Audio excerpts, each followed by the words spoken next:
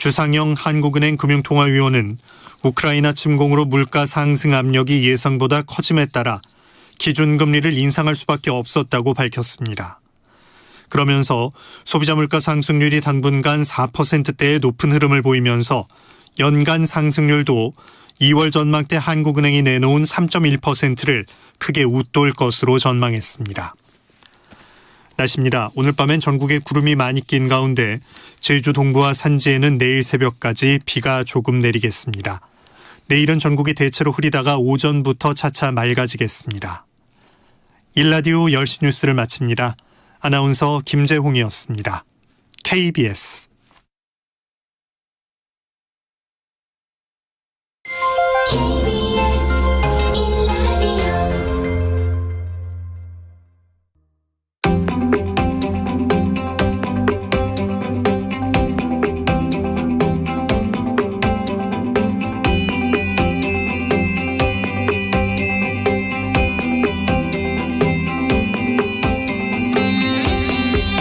김성환의 시사야.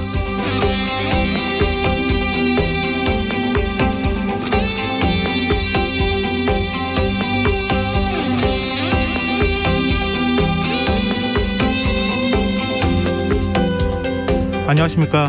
시사평론가 김성환입니다. 윤석열 당선인이 오늘 농림축산식품부와 고용노동부 장관을 지명하면서 새 정부 첫 내각 인선이 모두 마무리됐습니다. 윤 당선인 측은 능력 위주의 인사가 이루어졌다는 입장이지만 내각의 절반 이상이 캠프 또는 인수위에서 있었던 인사들인데다가 당선인과의 사적 인연을 가진 경우도 적지 않다는 점에서 통합과는 거리가 멀다, 측근 챙기기가 아니냐, 이런 지적이 나오는데요. 청취자 여러분들은 어떻게 보고 계십니까? 내각 인선이 마무리되면서 이제는 국회 인사청문회, 이른바 검증의 시간이 시작될 텐데요. 일부 후보들의 경우 벌써부터 각종 의혹이 제기된 상황입니다. 정우영 보건복지부 장관 후보자는 여성 폄훼 논란에 이어 자녀 편입 의혹이 불거졌고, 초대 내각 후보자 가운데 최소 5명 이상이 최근까지 대기업 사회이사로 재직한 것으로 알려지면서 이해 충돌 논란이 제기된 상황인데요. 그 밖에도 부동산 투기 의혹을 비롯해 따져봐야 할 의혹들이 상당합니다.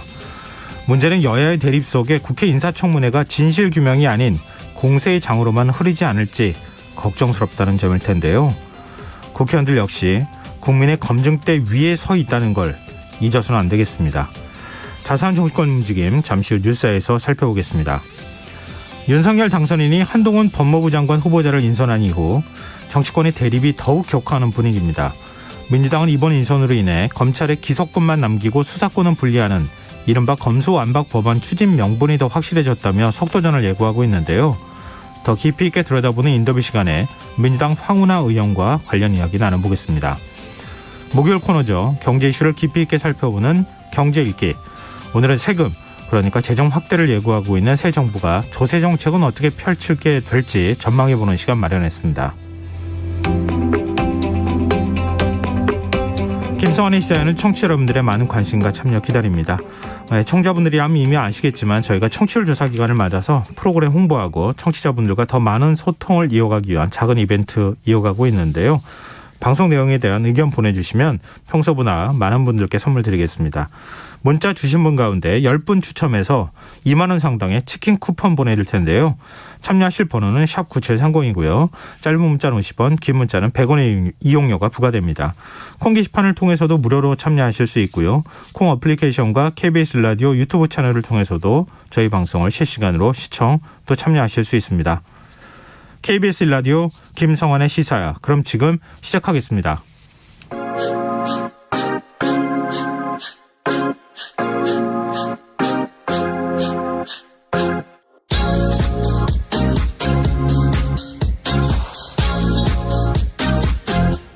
KBS 1라디오 김성환의 시사야.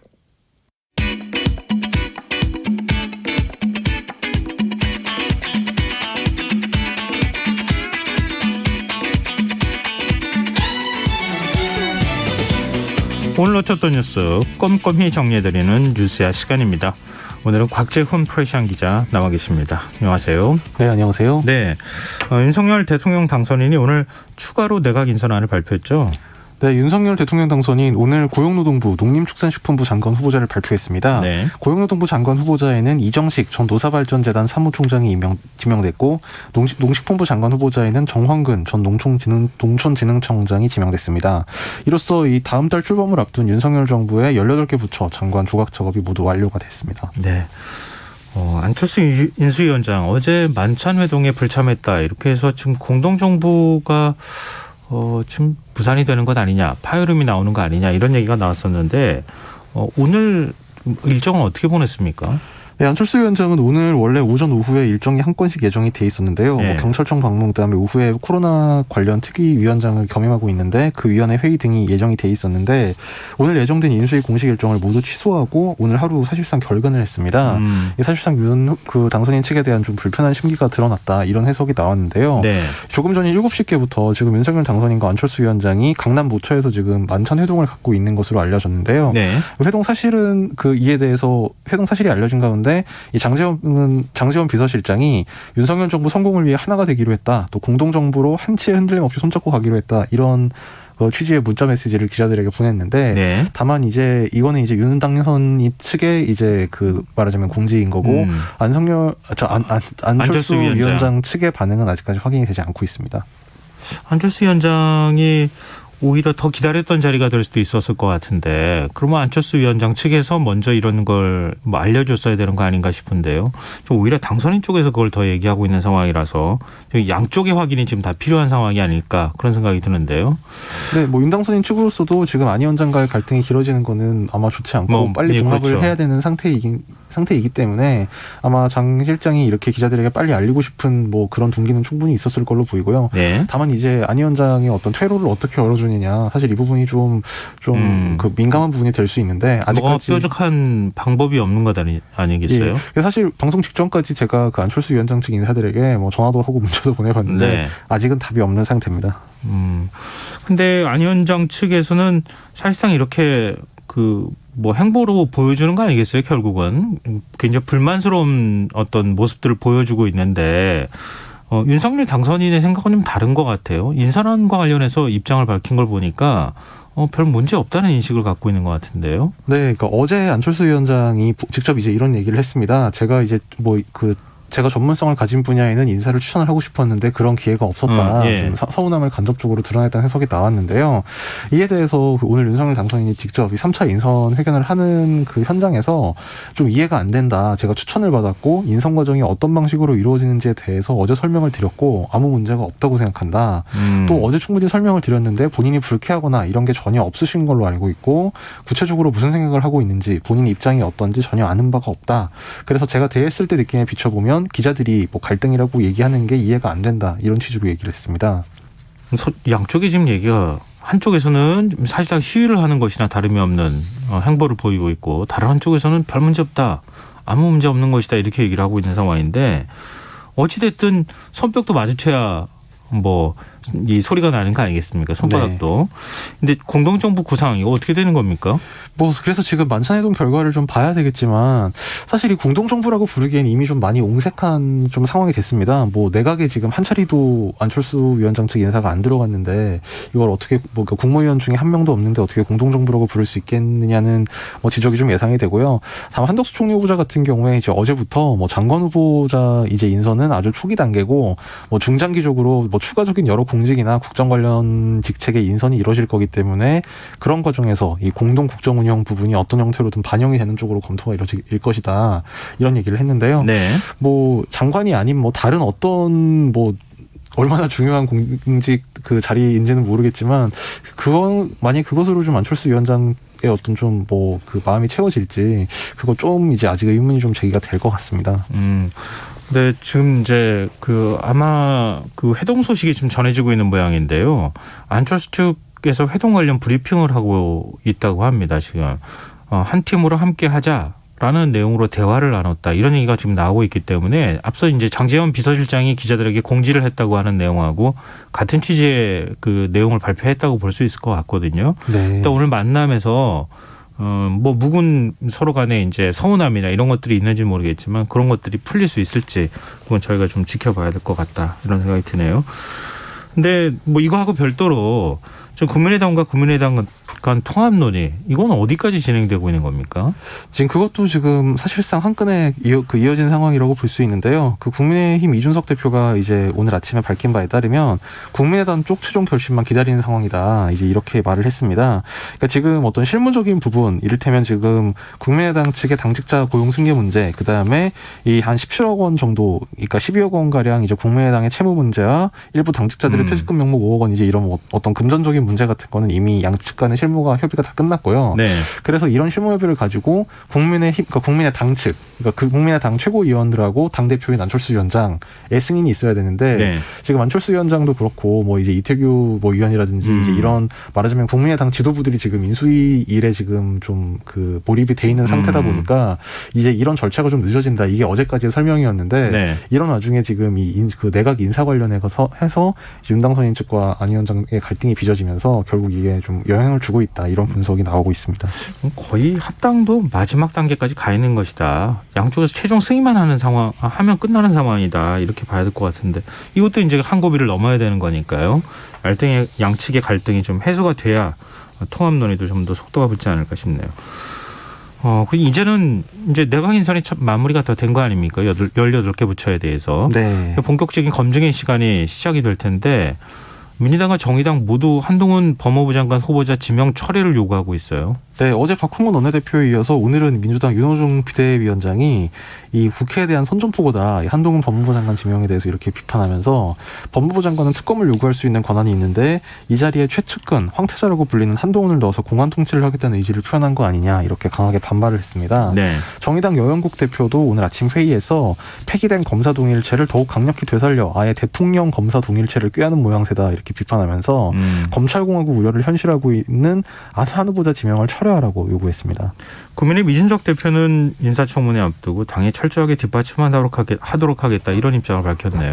네, 이준석 대표는 인위적 안배 없이 철저히 실력 위주 인선을 진행했기 때문에 그 인사 취지에 공감한다면서 당에서 인사청문회를 통해 철저하게 뒷받침하도록 하겠다고 밝혔습니다. 특히 한동훈 지명자에 대해서 더 이상 검사가 아닌 윤석열 정부의 정무직 공무원으로 법무행정을 현대화하고 선진적 사법 시스템을 정리하는 데 많은 노력을 기울여달라면서 민주당이 한 후보자에 대해 우려하는 것은 과거 법무부를 장악하고 잘못된 방식으로 검찰의 압력을 가하려 했던 과거에 대한 두려움이다. 이렇게 맞받아쳤습니다. 정반대 인식을 갖고 있는데 한동훈 후보자는 인사청문회 준비단을 구성했네요. 네, 법무부에서 그 한동훈 법무부 장관 후보자 인사청문회 준비단을 꾸렸다고 오늘 기자들에게 그 공지를 했는데요. 네. 총괄팀장에는 이제 신자용 서울고검 송무부장이 선임됐고 청문회 준비단장은 지금 법무부 기획조정실장을 맡고 있는 주영환 지금 그 사법연수원 27기 검사가 맡았습니다. 그리고 공보팀장은 그 권순정 부산지검 서부지청장이 맡았는데요. 좀 낯익은 이름이라는 생각을 하실 분들이 많을 텐데 네. 뭐 권순정 지청장은 그 윤석열 대통령 당선인 검찰총장 때 대검 대변인이었고 이 주영환 그 실장은 이제 윤당선인이 검찰총장 후보자 지명됐을 때 청문회 공보 담당을 맡았었습니다. 기자들한테 상당히 익숙한 인물이군요. 네, 뭐 이른바 그래서 뭐 일부 언론에서는 뭐 윤석열 사단이 한동훈 지키기로 나섰다. 뭐 이런 제목을 달아서 보도를 하기도 했습니다. 네, 뭐. 윤 당선인의 최측근이라고 불리지 않아요? 한동훈 그렇죠. 후보자도. 뭐 윤석열 사단이라고 하면 한 후보자가 그 가장 선두에서 거론이 되기 때문에요. 네. 근데 이번 인사청문회에서는 이해 충돌 문제가 쟁점이 될 것 같다고요? 네, 내각 후보자 중 다수가 대기업 사회이사로 재직 중이거나 아니면 최근까지 일을 해온 것으로 나타났는데요. 우선 어제 지명된 장관 후보자 가운데 한화진 환경부 장관 후보자 그리고 이상민 행정안전부 장관 후보자가 사회이사로 재직 중입니다. 한 후보자는 삼성전자 주주총회에서 지금 사회이사로 선임된 지 한 달이 지나지 않았고 이상민 후보자는 2018년 3월 AK홀딩스 사회이사로 선임됐고 지난해 3월 재선임이 됐습니다. 앞서 알려진 바대로 지금 한덕수 국무총리 후보자가 뭐 그 김현장 근무 논란에 이어서 이제 S51 사회이사 경력도 좀 입기를 운운해낸 바가 있고요. 산업통상자원부 후보자 그 장관 후보자인 이창용 후보자가 2009년부터 지난해까지 뭐 TCK, SK 하이닉스, LG 디스플레이 등에서 사회이사를 역임하면서 약 거의 8억 원 가까운 보수를 받았다. 이런 게 그 언론 보도로 알려지기도 했습니다. 또 박보균 문화체육관광부 장관 후보자도 지난해 3월 신세계 인터내셔널 주주총회에서 사회이사로 선임됐는데 최근 사임서를 제출했고요. 그리고 오늘 임명 발표된 정황근 그 농식품부 장관 후보자 전 농림진흥청장도 퇴임 후에 농업경제지주 이제 사회이사로 활동을 했다고 합니다. 네. 또 장관 후보자 그러니까 인사청문 대상은 아니지만 김대기 대통령 비서실장도 이 맥쿼리 인프라 이사로 재직 중이었던 걸로 알려졌습니다. 네, 이거 하나하나 전부 다 아마 이제 민주당하고 정의당에서 따지고 들려고 하지 않을까 싶네요. 근데 정호영 복지부 장관 후보자 자녀 편입 의혹 이거 점점 커지는 분위기예요. 네, 사실 이 정호영 복지부 장관 후보자 이 자녀 의혹은 뭐 특히 정치권에서는 이게 그 조국 장관 그 네, 가족 공정이라고 하다고도 연결이 되는 문제라서 떠올리게 하는 면이 있다. 예. 그 조 전 장관도 실제로 SNS에 글을 올리면서 이제 검찰이 어떻게 수사하는지 보겠다 뭐 이런 글을 올리기도 했는데요. 네. 이 정호영 후보자의 딸과 아들이 정 후보자가 경북대병원 뭐 간부, 뭐 원장 등으로 있던 2016년 그리고 2017년에 경북대 의대 편입 전형에 합격한 것으로 밝혀져서 지금 이른바 아빠 찬스 논란이 일고 있습니다. 네. 또 두 자녀 모두 편입 전에 이 경북대병원에서 자원봉사를 한 경력이 있고 이 자원봉사 경력이 역시 의대 입시에 이제 그 주요 서류 전형에 들어가 서류 전형 있었다는 거 경력 중에 아니에요? 하나로 제출이 돼서 예. 스펙 쌓기도 특혜 아니냐 이런 의혹도 받고 있습니다.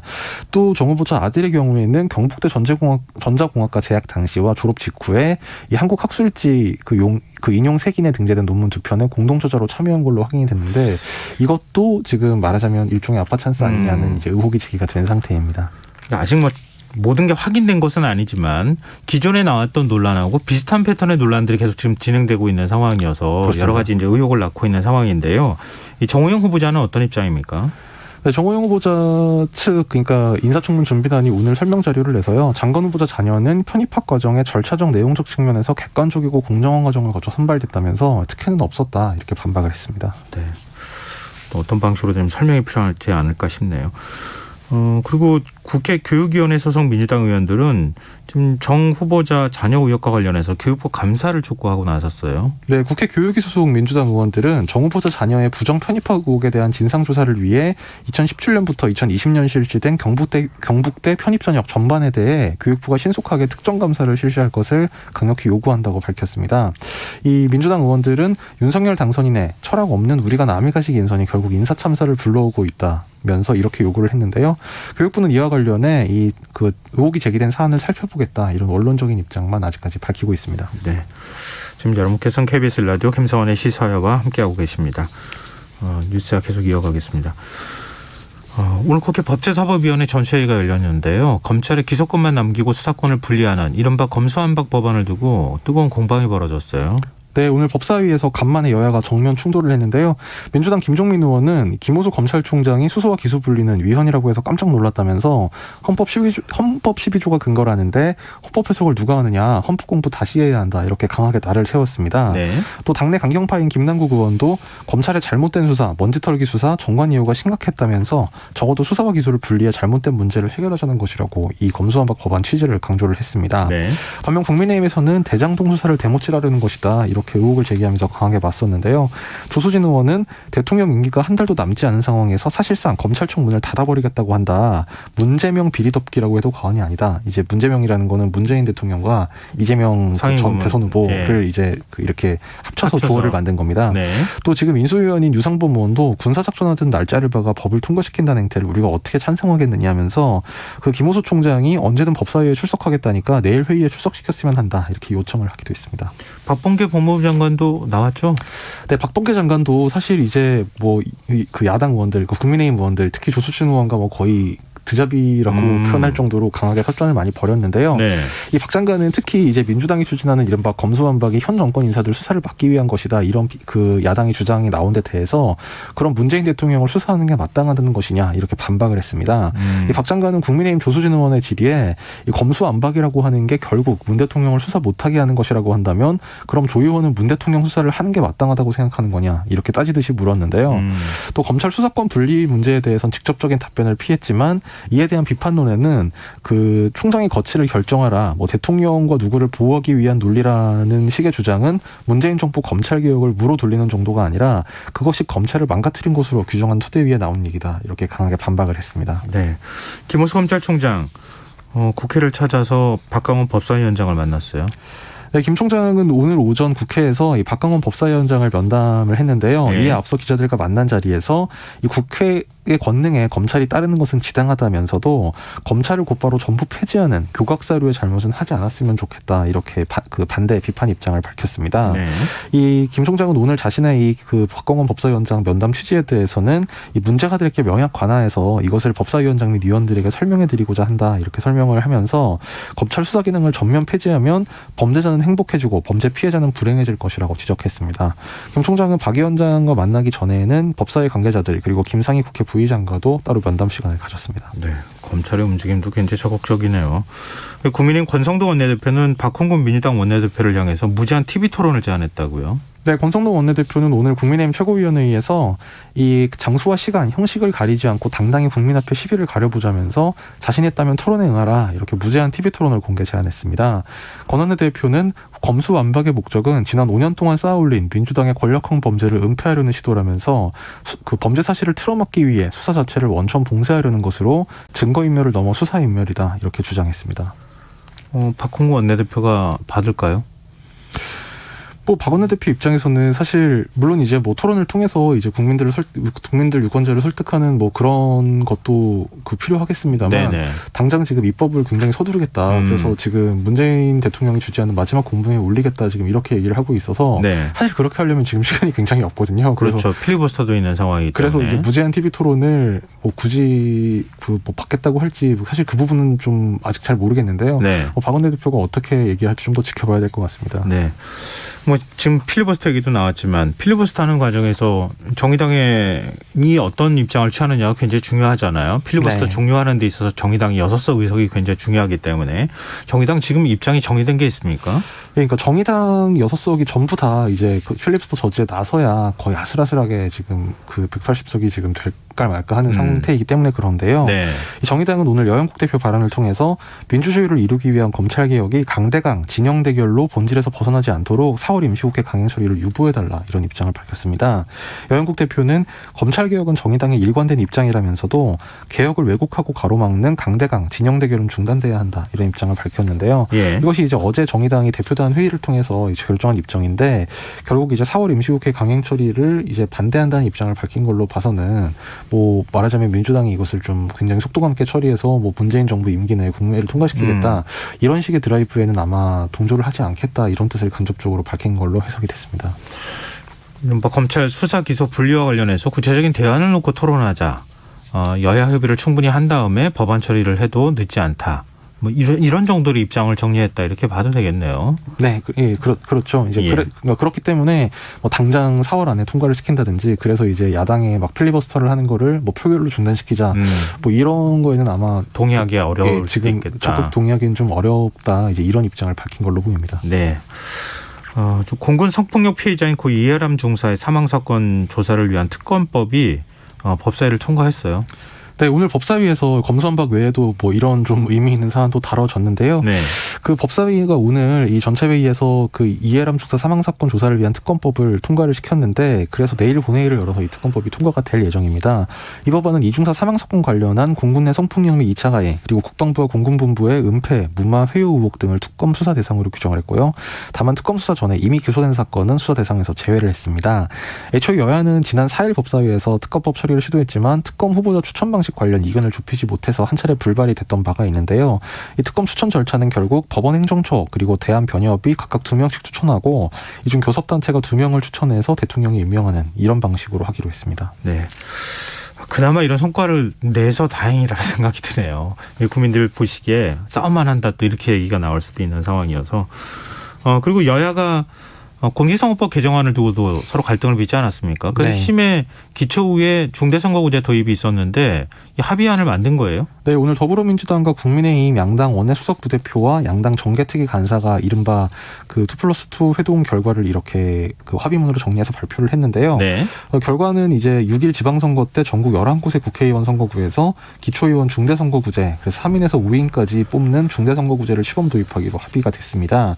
이 시범 도입 지역에서는 선거구당 최소 3인의 기초원을 선출하게 돼서 이제 소수 정당의 기초의회 의석이 확대돼서 이른바 다당제가 실현될 것이다. 이런 전망이 나오고 있습니다. 양당은 제8회 지방선거, 그러니까 올해 지방선거에 한해서 국회의원 선거구를 기준으로 서울 4곳, 경기 3곳, 인천 1곳, 영남, 호남, 충청 1곳 등을 그 3, 5인 선거구로 지정 시범 실시한다 이렇게 설명을 했는데요. 네. 그러니까 기초의원 중대선거구제 도입 효과를 검증하기 위한 목적으로 시범 실시한다는 내용입니다. 정의당은 어떤 입장 밝혔습니까? 네, 정의당 이동영 수석 대변인은 당초 정의당이 요구했던 3, 5인 선거구 전면 확대 실시까지는 나아가지 못해 대단히 아쉽고 부족하지만 다당제 정치개혁 첫 발을 떼고 다원적 민주주의로 나아가는 물꼬를 열었다는 점에서 의미 있는 진전이다 이렇게 평가를 했습니다. 네. 그러면서 정의당이 양당 간 합의를 이끌어낸 만큼 전면적 다당제 정치개혁 실시를 위해 책임 있는 노력을 다하겠다고 밝혔습니다. 네. 자, 오늘 뉴스 여기까지 하겠습니다. 지금까지 곽재훈 프레시언 기자였습니다. 고맙습니다. 감사합니다.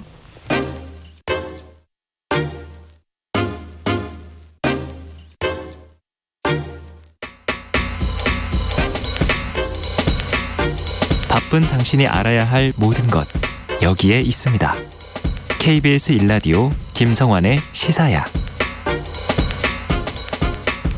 정치권이 연일 시끄럽습니다. 어제 윤석열 당선인이 한동훈 사법연수원 부원장을 법무부 장관 후보자로 지명하자 민주당은 검찰 수사권 폐지, 이른바 검수완박을 추진할 이유가 확실해졌다며 강행 의지를 불태우고 있는데요.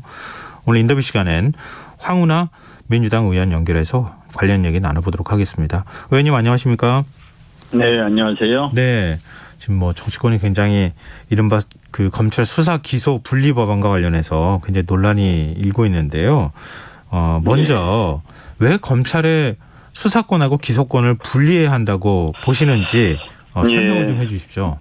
예, 그거는 이제 수사 기소 분리, 수사권과 기소권을 분리하는 것은 글로벌 스탠다드다 이렇게 말할 수 있습니다. 물론 이제 어떤 분들은 글로벌 스탠다드가 아니다 이렇게 말씀하시는 분도 있던데 그 수사권과 기소권은 각각의 권한들이 굉장히 센 권한들이거든요. 그 권한을 한 기관에 몰아줘서는 안 된다는 것은 사실은 오래전부터 확립된 민주주의나 법치주의의 기본 원칙이죠. 네. 그래서 수사와 기소는 기능은 서로 연계되어야 하지만 기능이 단절된다는 의미가 아니고 그 권한, 어떤 권력, 그것은 분리되어야 한다라는 것은 이거는 누구도 부인할 수 없는 그런 법치주의의 기본 원칙입니다. 그래서 수사기소 분리 너무 당연한 것이고요. 그리고 지금 조금 전에 우리 진행자께서 자꾸 검수완박 하시는데 네. 검수완박이라는 의미는 사실 잘못 좀 오해될 수 있는 표현이 있습니다. 박탈,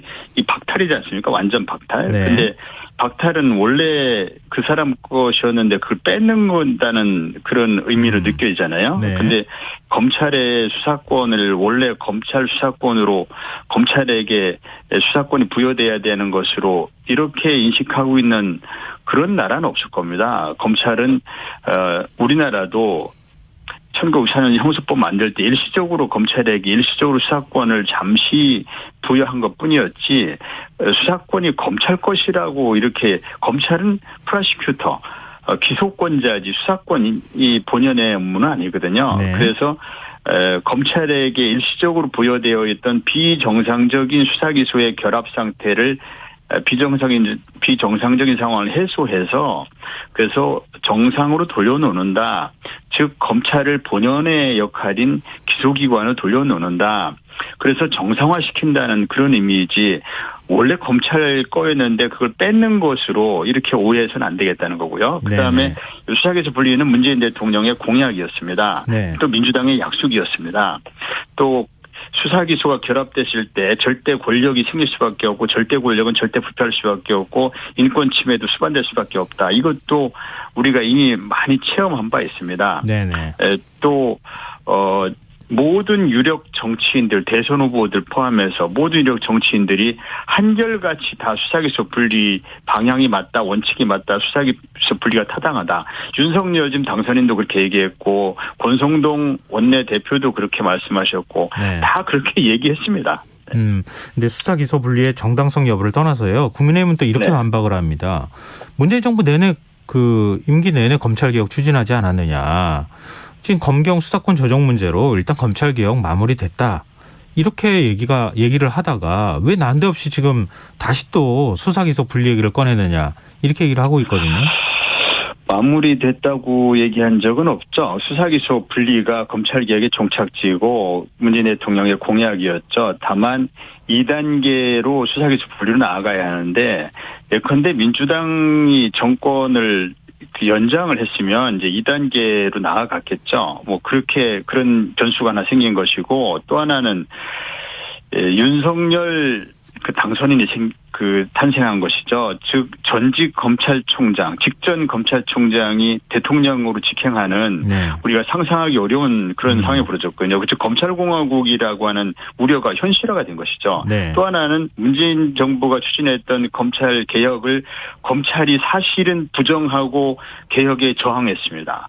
그래서 개혁의 취지를 따르기는커녕 개혁의 취지에 정면으로 저항하는 그런 일들을 많이 벌였습니다. 그래서 이 검찰 개혁이 사실 아무런 효과를 보지 못했습니다. 네. 겉으로 따른 척했을 뿐이지 실질적으로는 다 저항하고 거부했거든요. 네. 그걸 얘기하자면 굉장히 긴데 예컨대 대표적으로 검찰 직접 수사권을 줄여라 이렇게 했으면은 검찰 직접 수사를 절제를 하고 그러니까 자제를 하면서 인력과 예산도 줄여나가는 그런 개혁에 순응하는 모습을 보여야 되는데 오히려 직접 수사를 확대하고 인력과 예산 하나도 안 줄이고 하면서 개혁에 저항했거든요. 네. 결국은 수사기소 분리를 하지 않고서는 이 검찰 개혁이 하나도 한 발짝도 안 나가겠구나라는 것을 이제 깨닫게 만들었고 그것이 수사기소 분리의 제도화를 앞당겨야 한다는 그런 그 개혁을 앞당길 수밖에 없는 상황을 검찰에 자초했다 이렇게 말할 수 있겠습니다. 근데 의원님은 경찰 출신이시기도 하니까 좀 여쭤보고 싶은데요. 네. 검경 수사권 조정으로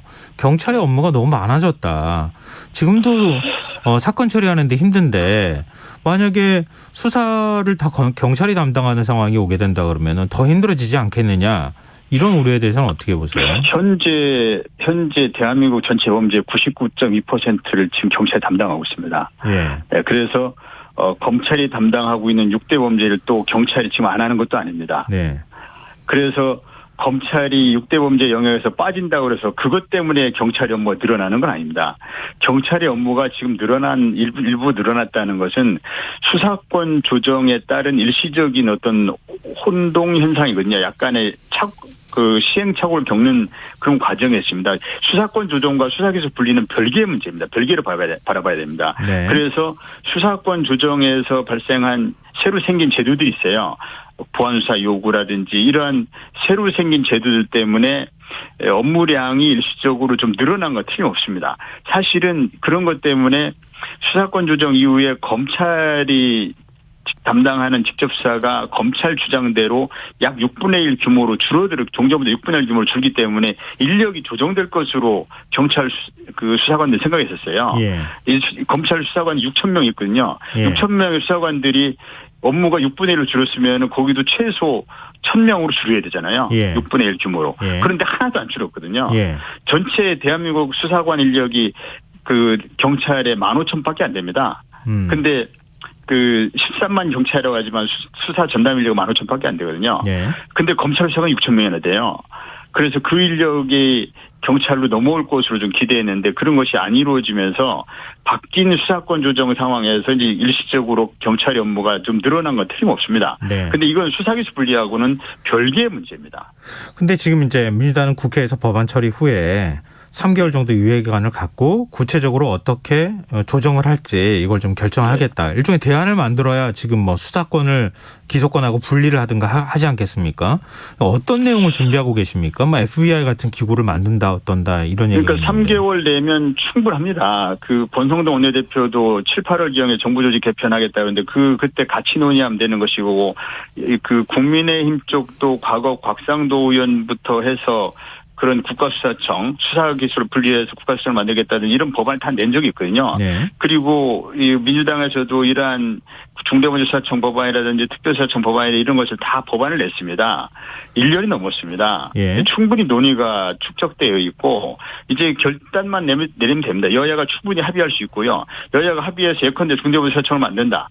그럼 중대범죄수사청 만드는 순간 중대범죄수사청의 검사와 검찰 수사관들을 수사하고 싶은 검찰 수사관들을 그쪽으로 인력을 옮겨놓으면 전혀 공백 없이 곧바로 검찰이 종전에 담당했던 부정부패 수사 영역을 그대로 이어받을 수 있거든요. 아무 문제 없습니다. 3개월이라고 하는 것은 이제 이 검찰이 담당하고 있던 현재 진행 중인 수사들 진행주사들이 있잖아요.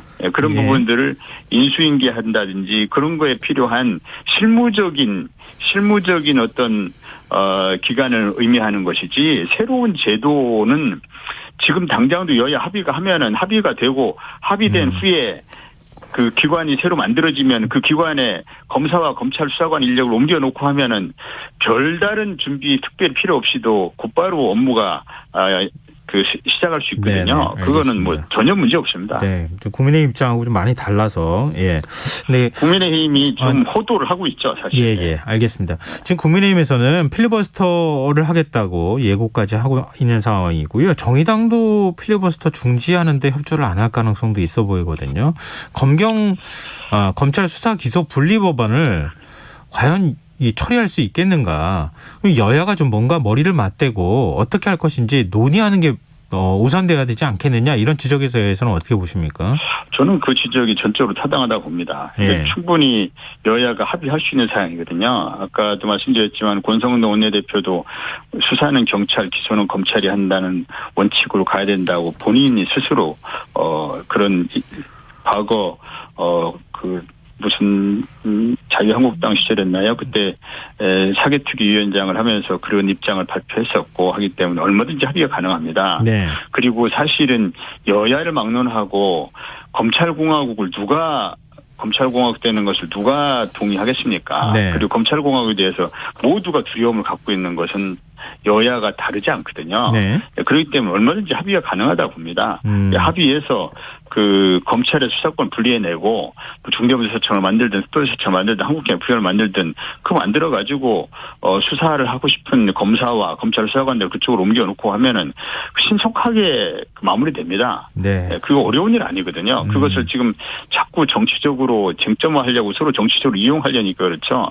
순수하게 형사사법제도의 어떤 이 민주적인 형사사법제도를 만들겠다라든지 잘못된 검찰제도를 정상화하겠다든지 그런 순수한 마음을 접근하면 금방 해법이 나옵니다. 근데 정의당에서는 윤석열 당선인은 한동훈 법무부 장관 후보 지명 철회, 민주당은 검찰 수사 기소 분리 법안 처리를 유보하고 이렇게 강대강 대결을 멈추면 논의를 좀 더 할 수 있지 않겠느냐 이런 일종의 이제 중재안을 내놨거든요. 여기에 대해서는 어떻게 생각하십니까? 맞는 말씀인데요. 예. 맞는 말씀인데 다만 정의당한테 한 가지 묻고 싶은 것은 예. 5월 10일 이후 거부권이 행사되는 거에 대해서 어떤 대책을 가지고 있는지 그 부분이 저는 좀 궁금합니다. 그 부분에 대한 우려만 해소될 수 있다면 머리를 맞대고 시간을 가지고 논의하는 거에 대해서 누가 반대하겠습니까? 네. 근데 지금 처리하지 않으면 20, 30년 동안 검찰공화국 시대가 계속될 우려도 있다. 이에 대한 우려에 대해서 정의당은 어떻게 대답을 내놓을지 그게 궁금합니다. 네. 그래서 원론적으로는 맞는 말씀인데 5월 10일 이후에 거부권 행사가 가능성이 높다라고 보는 게 대부분의 이제 분석들인데 그에 대해서는 어떤 대책을 가지고 있는지 저는 그게 궁금합니다. 네. 지금 김홍수 검찰총장은 대통령 면담까지 요청한 상황이고 문재인 대통령을 향해서 거부권 행사를 해달라 이렇게 얘기를 하고 있지 않습니까? 국민의힘에서 그런 주장을 하고 있는데 문재인 대통령이 거부권을 과연 행사할 거라고 보십니까? 근데 김호수 검찰총장은 국무위원이 아니거든요.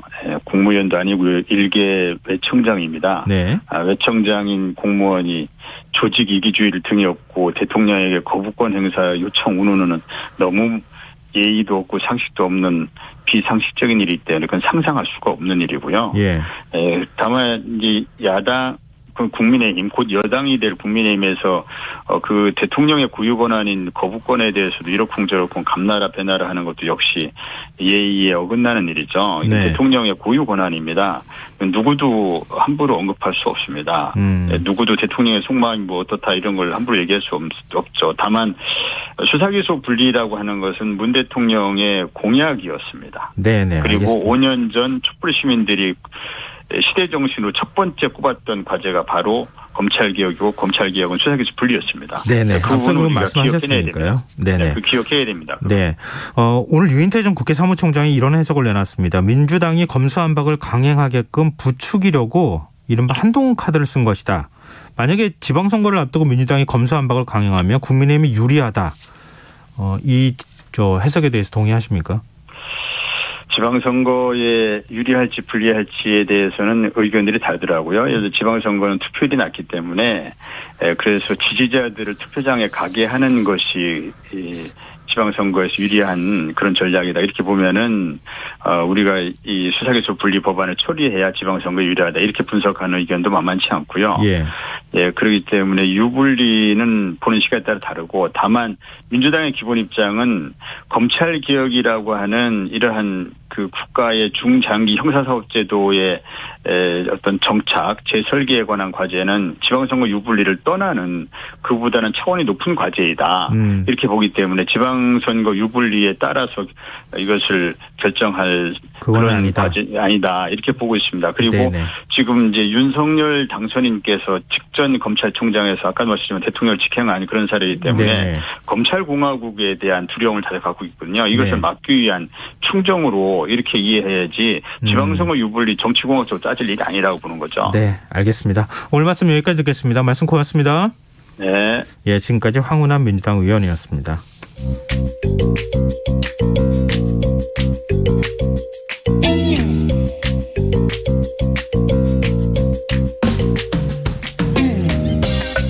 복잡한 정책부터 실물 경제와 투자까지 눈여겨봐야 할 경제 이슈를 깊이 있게 살펴보는 시간입니다.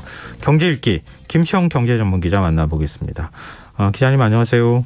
네, 안녕하십니까. 네, 오늘은 세금 얘기를 해주신다고요? 네. 이제 새 정부 출범을 앞두고 부동산 관련 세금이 좀 낮아질 가능성이 지금 얘기가 되고 있고요. 예. 한편에서는 상속세도 좀 낮춰줄 분위기가 좀 있는 것 같습니다. 그리고 주식량도 소득세를 없애는 공약도 사실 대선 기간에 있었죠. 네, 윤석열 당선인이 했었죠. 네네, 그죠. 정부의 재정 지출 규모는 크게 늘었는데 모두 세수 수입이 줄어들 얘기만 좀 하고 있습니다. 그래서 오늘은 좀 큰 그림에서 세금에 대한 문제들을 얘기를 좀 해보려고 합니다. 근데 올 1, 2월만 놓고 보면 지난해보다 10조 원 이상 세금이 더 거쳤다고 하잖아요. 네, 그렇습니다. 기획재정부가 14일 발표한 자료를 보면 1, 2월 거친 국세 수입은 70조 원으로 지난해보다 12조 2천억 원 더 거쳤습니다. 세수 진도율이라고 보통 얘기를 하는데요. 이게 20.4%가 나왔거든요. 그러니까 세수 진도율이라는 것은 올해 세금으로 올릴 수입을 100이라고 한다면 지금 얼마나 들어왔나를 이제 보는 겁니다. 네. 올해 예산을 잡았을 때 세수 수입을 343조 4천억 원으로 잡았으니까 현재 20.4%가 2월까지 거쳤다는 얘기가 됩니다. 그러니까 올해 전체 걷어들일 세금을 2월까지 5분의 1 정도를 걷었다 이렇게 보시면 되겠죠.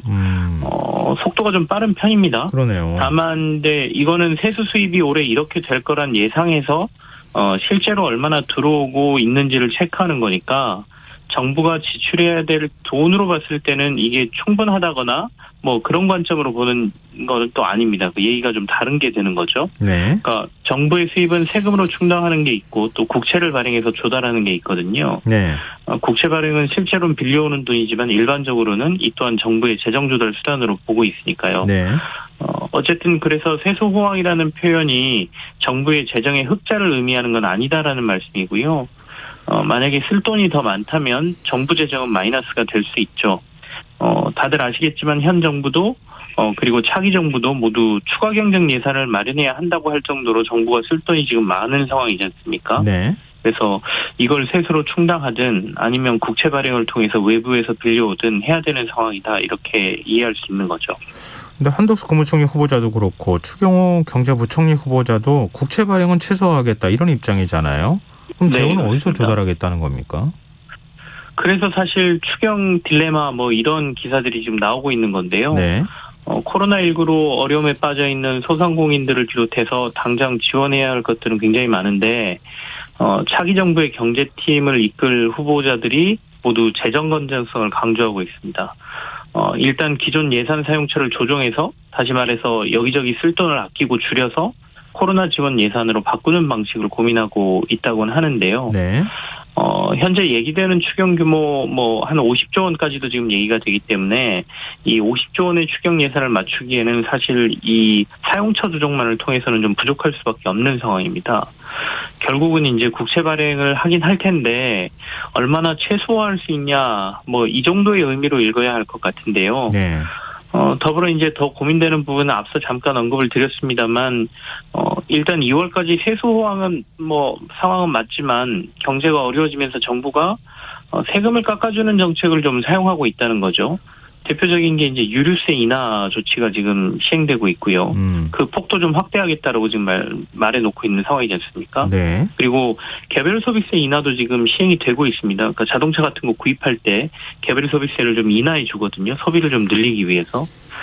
더구나 이제 대선 과정을 거치면서 차기 정부의 공약들 중에 세금과 관련된 공약들이 꽤 많았습니다. 이게 이제 어떻게 보면 표심을 좀 의식한 공약이었다 이렇게 볼 수도 있겠는데요. 대표적인 게 이제 부동산이죠. 당장 다주택자에 대한 양도세 중과를 유예하겠다라는 게 곧 시행될 것으로 보이고요. 네. 상속세 완화 얘기도 있고 주식시장에서는 앞서 잠깐 언급했습니다만 주식 양도소득세를 없애겠다는 공약도 있었으니까요. 그런데 이제 사실 역사적으로 경기를 살리기 위해서 정부가 이렇게 대규모 돈을 풀고 난 이후에는 반드시 세금 인상이 있었거든요. 네. 정권이 바뀌는 과도기라는 특수 상황 때문에 아직은 국내에서는 그런 움직임이 없지만 결국 이제 세수 확보를 위해서 다양한 고민들과 방법들이 나올 수밖에 없는 상황이다. 이렇게 이해를 해야 될 것 같습니다. 말씀하시는 가운데 이 돈을 풀고 나면 반드시 세금 인상이 있었다. 이 말이 귀에 꽂히는데요. 네네. 벌써 국외에서는 이런 움직임들이 보입니다. 영국에서는 소득세 성격의 국민보험분담금을 1.25% 올렸습니다. 그러면서 얘기한 게 장기 재정 건전성이 인상의 근거다 이렇게 얘기를 했거든요. 그리고 잘 아시겠지만 미국은 특정 계층에게 돈을 더 많이 걷는 방법을 택했죠. 바이든 대통령이 들고 나온 게 부자 증세지 않습니까? 네. 가진 자산이 1억 달러, 그러니까 우리 돈으로 한 1225억 원 정도를 가진 사람들에게 소득의 최소 20%의 세금을 부과하는 억만장자세라고 저희가 이제 불렀거든요. 네. 이 억만장자세를 신설하겠다 이렇게 나서고 있고요. 더불어서 법인세도 높이겠다라고 얘기를 했습니다. 물론 트럼프 대통령 때 내려놓은 법인세를 정상화한다는 명분이긴 하지만 너무 많이 뿌린 돈을 메우기 위한 세수 확보 차원입니다. 현재 미국의 법인세 21%인데요. 법인세율을 28%로 인상하는 방안이 지금 추진되고 있는 상황입니다. 지금 불평등 해소라든가 아니면 빈부격차 해소, 자산 소득 격차가 점점 벌어지고 있다 이런 얘기가 들리는 것으로 봐도 네. 어찌됐든 간에 어느 층에서 돈을 걷든 넓게 걷든 아니면은 돈을 많이 버는 쪽에서 더 많이 걷든 세금 인상 이슈가 나올 수밖에 없다. 이런 건가요? 네, 그렇습니다. 결국에는 지금 국내에서도 꺼내야 할 얘기인데 못하고 있다 이렇게 볼 수가 있겠고요. 그 어떤 것보다도 강한 게 조세 저항이기 때문에 네.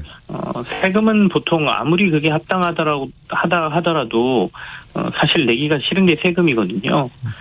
과도한 세금에 대한 얘기가 나올 때마다 언급되는 게 중세시대의 창문세라는 거지 않습니까? 네네. 건물의 창문 개수에 따라서 세금을 내게 했다는 거죠, 중세시대에.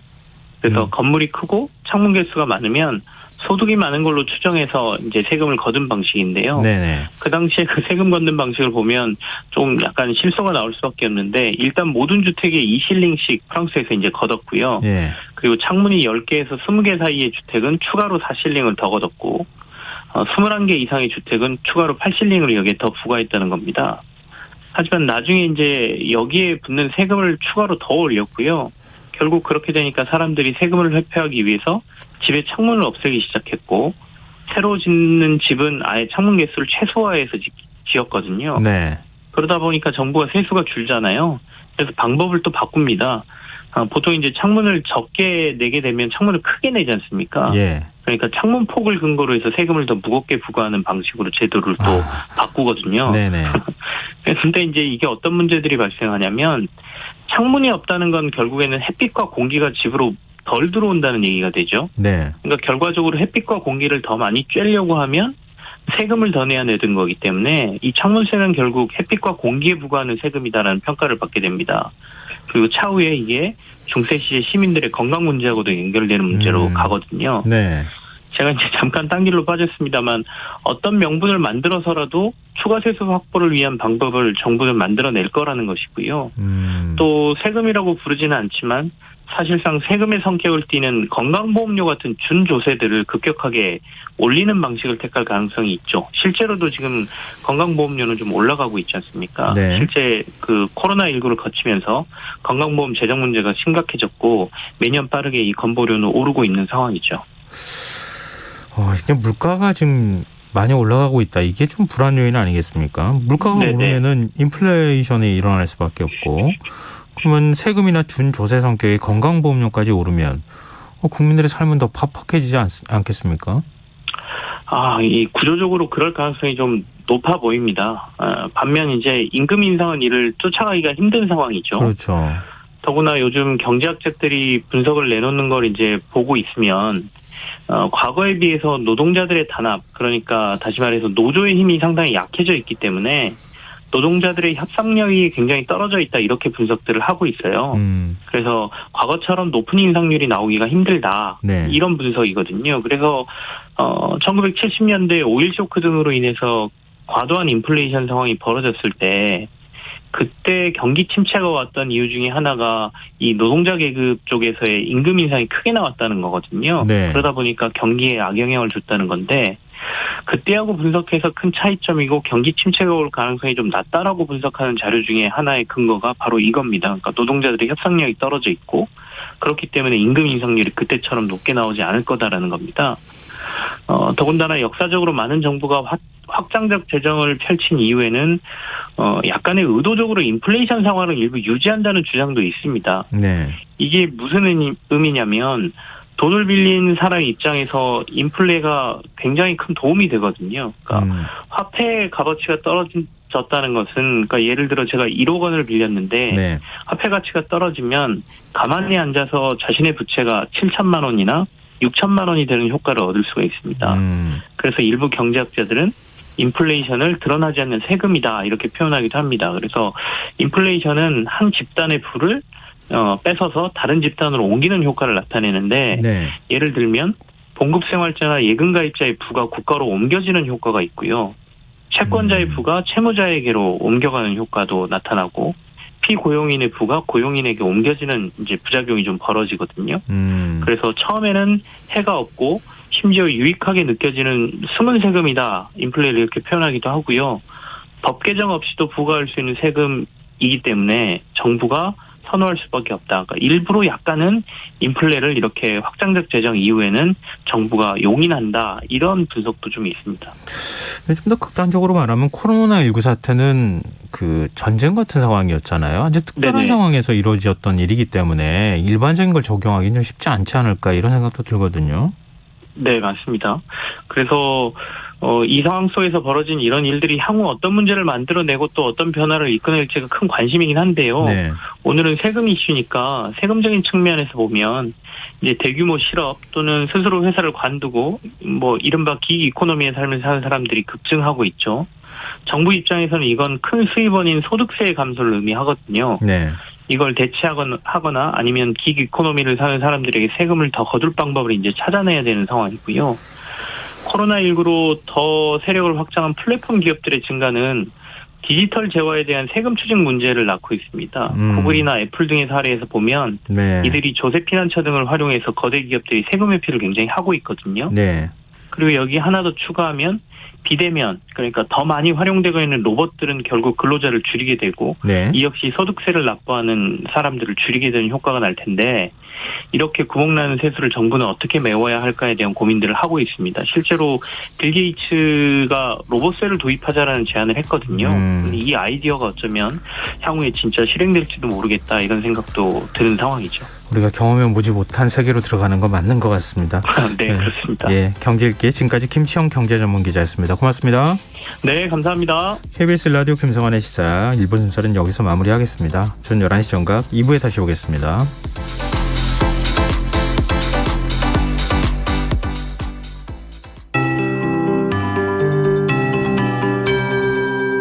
KBS 58분 날씨.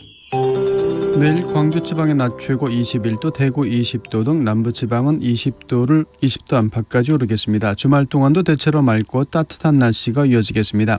서울 지방의 경우도 기온이 조금씩 오르겠습니다. 내일은 낮 최고 18도, 토요일은 19도, 일요일 20도가 예상입니다.